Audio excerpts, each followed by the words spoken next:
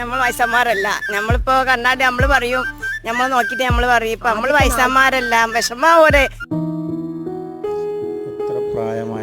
നമ്മക്കൊക്കെ 40 വയസ്സ് 35-40 ആയിട്ടുണ്ടാവുള്ളൂ. അപ്പൊ അവർക്ക് കാച്ചി പണ്ടത്തെ ഡ്രസ്സ് തുണി പോലത്താണ്. നമ്മളൊരു അന്ന് പറയും വയസ്സന്മാരെന്നാ പറയാം നമ്മള്.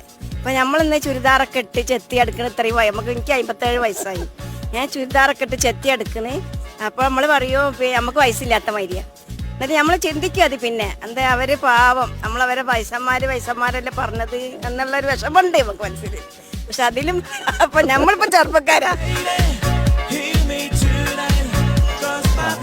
അപ്പൊ എൻജോയ് ചെയ്യുന്നു. ഇപ്പൊ നമ്മൾ ടൂർ പോയി, 3 ആള് എല്ലാരും ടൂറ്, വേറെ പെണ്ണുങ്ങൾ തമ്മിൽ സ്ത്രീകൾ തമ്മിൽ നമ്മള് ടൂറൊക്കെ പോയി, വയനാട്ടിൽ അവിടെ ഇവിടെയൊക്കെ ടൂറൊക്കെ പോയി എൻജോയ് ചെയ്ത് ഒരേ മൈൻഡ് സെറ്റ് ആയിപ്പോയി.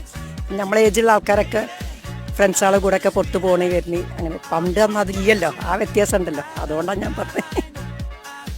ഞങ്ങൾ അത്രയുള്ള മക്കള് ഞങ്ങൾക്ക് ഉണ്ടെങ്കിൽ ഓരങ്കാട്ടി ചെറുപ്പാണ് ഞങ്ങൾക്ക് തോന്നുന്നത്. കാണുന്നവർക്കും അങ്ങനെ തന്നെ തോന്നുന്നത്. നമ്മൾ അങ്ങനെ തന്നെയാണ് ഫീലിംഗ്, അങ്ങനെ തന്നെയാണ് നമുക്ക് ഫീൽ ചെയ്യുന്നത്.